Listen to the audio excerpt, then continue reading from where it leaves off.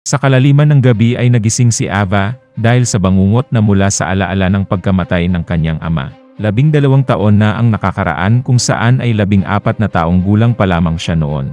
Nasaksihan ng dalawa niyang mata kung paanong pinatay ng 2 lalaki ang kanyang ama. Tiniis ni Ava ang napakahirap na buhay mula ng araw na yon dahilan upang malulong siya sa mga alak at droga. Palaging namimiss ni Ava ang kanyang ama, at naalala rin ang mga panahong tinuturuan siya nito ng martial arts. Ginawa ito ng kanyang ama upang magagawang protektahan ni Ava ang sarili sa mga kriminal na nagnanais siyang pagsamantalahan. Sa paglipas ng panahon ay nakilala ni Ava si Derek Grant, at nagdesisyon ang dalawa na magpakasal sa kabila ng pagtutol ng magulang ni Derek. Subalit ipinagtanggol ni Derek si Ava, at pinaliwanag sa kanyang mga magulang na mabuting babae ang kanyang mapapangasawa.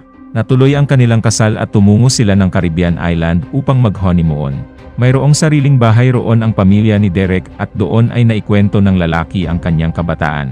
Inenjoy ng dalawa ang kanilang honeymoon sa pamamagitan ng mga magagandang adventure sa isla. Sumunod na araw ay tumungo ang mag-asawa sa isang restaurant kung saan ay nakilala nila si Manny na isang tour guide.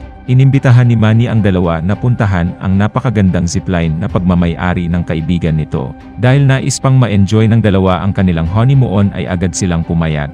Nang gabing iyon ay sinamahan rin ni Manny ang mag-asawa sa isang nightclub upang magsaya. Habang sumasayaw sila ay napansin ng gangster na si Big Biz si Ava, at nais nitong makipagkilala sa kanya. Inawat ni Derek si Big Biz, ngunit hindi nito pinakinggan ang kanyang sinasabi, at patuloy na sumasayaw sa harap ni Ava dahilan upang magkainitan ang dalawang lalaki.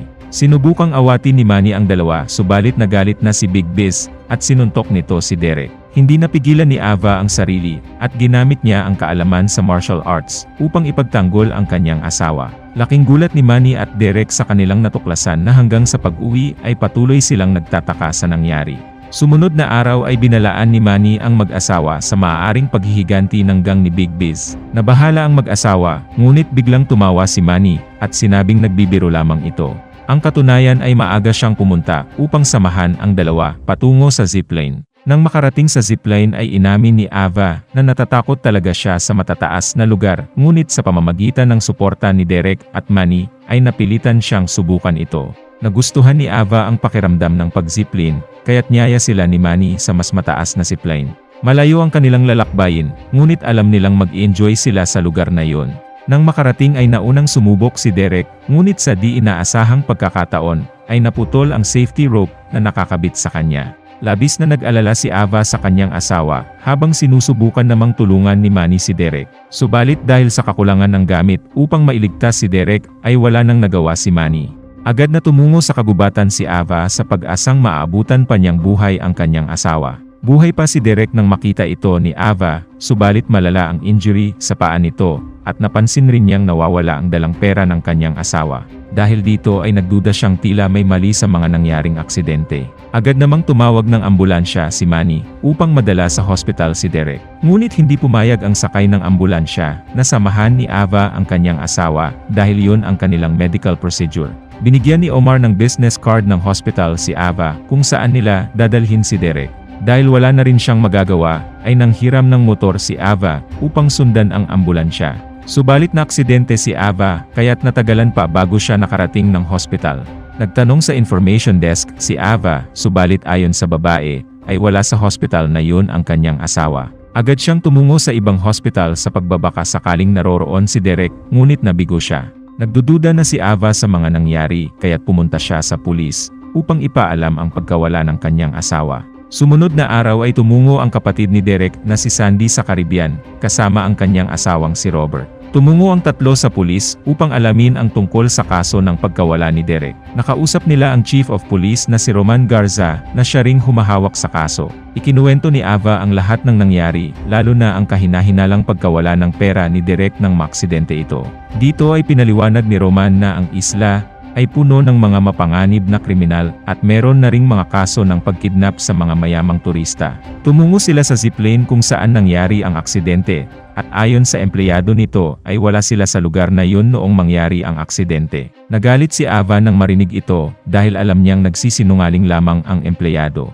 Sa pagbalik nila ng police station, ay pinakita ni Roman ang video noong nilabanan ni Ava ang gang ni Big Biz. Paliwanag ni Roman na ang gang ni Big Biz ay siyang kinakatakutan sa isla at maaaring hawak ng mga ito si Derek. Sumunod na mga araw ay nagpakalat ng mga larawan ni Derek si Ava at nagtanong-tanong na rin siya sa mga residente. Napagod lamang siya dahil wala ni isa man ang nais na magbigay ng impormasyon sa kanya. Nang malaman ni Robert na si Ava ang dahilan ng pagkawala ni Derek, ay sinabi nitong dapat ay mag-isa nitong hanapin ang kanyang asawa. Dahil wala na siyang mahihingyan pa ng tulong ay nagdesisyon si Ava na magsagawa ng sarili niyang investigasyon. Tumungo siya sa zipline upang tanungin ang empleyado roong si Johnny, at dahil nagmatigas ito ay itinali ito ni Ava upang ihulog kagaya ng kanyang asawa. Labis na natakot si Johnny habang inirecord ni Ava ang mga sinasabi nito.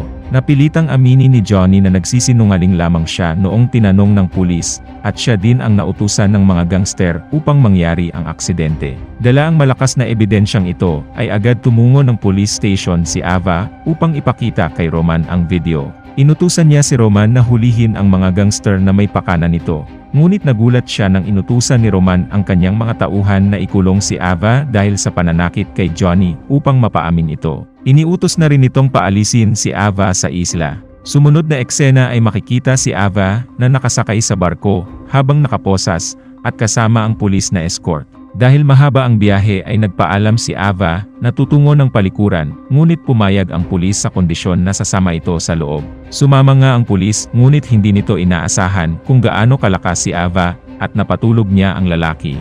Kinuha niya ang susi at hindi nagdalawang isip na tumalon sa barko upang makabalik sa Caribbean Island. Kinagabihan ay tumungo sa club si Ava kung saan nila nakilala si Manny. Nang makita si Manny ay agad niya itong inataki at sinimulang tanungin patungkol sa pagkawala ni Derek. Sinabi ni Manny na wala siyang alam sa pagkawala ni Derek at nangako na lamang natutulungan siyang hanapin ang kanyang asawa. Dahil alam ni Manny ang pasikot-sikot sa lugar ay pumayag si Ava at tumungo sila ng bahay nito upang magtago. Nang maipakilala sa mga kapatid at magulang ni Manny, ay sinimulan ni Ava na pag-usapan ang kanilang mga gagawin. Ayon kay Manny ay kailangan nilang mahanap si Omar at iba pang sakay ng ambulansya upang malaman kung sino ang nasa likod ng pagkawala ni Derek. Sumunod na araw ay dinala ni Manny si Alva sa lugar kung saan nagtitipon ang mga gangster upang makahanap ng impormasyon tungkol kay Omar. Sa kasamang palad ay wala silang nakuha hanggang sa makakita ng flyer si Ava na kapareho ng tattoo ng isa sa mga driver ng ambulansya.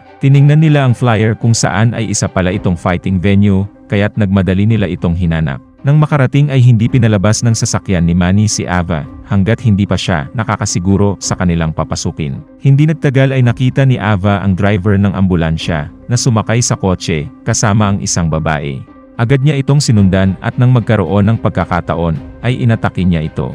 Binalaan niyang mamamatay ang lalaki kung hindi sasabihin kung nasaan si Derek. Inamin ng lalaki na alam niya kung nasaan si Derek, kaya't pinagsusuntok niya ito hanggang sa mawalan ng malay. Kinuha niya ang cellphone ng lalaki, at tinawagan si Omar na pumunta sa lugar na yon. Agad na tumungo roon si Omar, kaya't agad rin itong inatake ni Ava, hanggang sa mapatay niya si Omar. Dahil dito ay muling nahuli ng mga pulis si Ava, at itinuring na nanggugulo lamang sa kanilang isla. Isinakay siya sa kotse sa pag-aakalang dadalhin siya sa police station.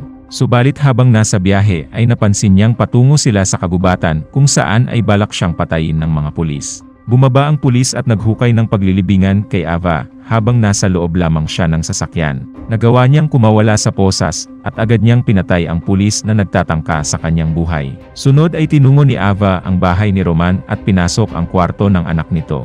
Tinutukan ni Ava ang natutulog na anak ni Roman, kaya't napilitan itong aminin na namatay si Derek ng araw na iyon habang inooperahan. Napilitang pagtakpan ni Roman ang nangyari dahil may utang na loob ito sa doktor na naging sanhi ng pagkamatay ni Derek. Naisalba pala ng doktor na iyon ang buhay dati ng kanyang anak at ang paglihim sa nangyari kay Derek ang naging kabayaran. Matapos malaman ang katotohanan ay bumalik si Ava sa bahay ni Manny na umiiyak dahil wala na pala ang kanyang minamahal na asawa. Sumunod na araw ay nagdesisyon si Ava na paghigantihan ang doktor na naging sanhi ng pagkamatay ni Derek. Pinatay niya ang babaeng nasa information desk na nagsinungaling sa kanya noon at inilagay ito sa kanyang sasakyan.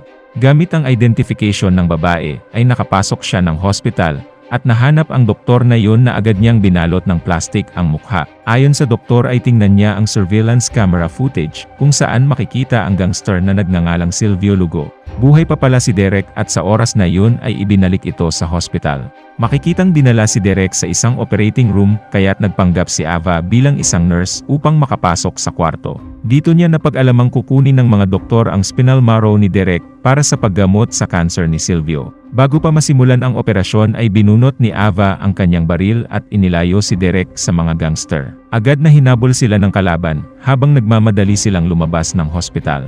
Nagawa nilang lumabas sa emergency exit, subalit doon ay napaligiran sila ng mga tauhan ni Silvio. Nagawang bihagi ni Ava si Silvio at inutusan ang gangster na ilayo sila sa lugar na yon. Sa oras na yon ay nagbanta si Silvio na maghihiganti at saka tumalon sa palabas ng sasakyan upang samahan ang kanyang mga tauhan na humahabol. Tinulungan sila ni Manny sa pamamagitan ng pagbibigay ng payo kung saan sila dadaan, kaya't naiwasan nila ang mga tauhan ni Silvio. Nakipagkita sila kay Manny na sinamahan sila sa isang village upang makapagtago. Hindi nagtagal ay dumating sina Silvio sa village at tinanong ang mga residente kung nakita ang mag-asawa. Subalit isang residente ang nagbigay ng impormasyon, kaya't agad pinaligiran ng mga gangster ang bahay kung nasaan sina Manny.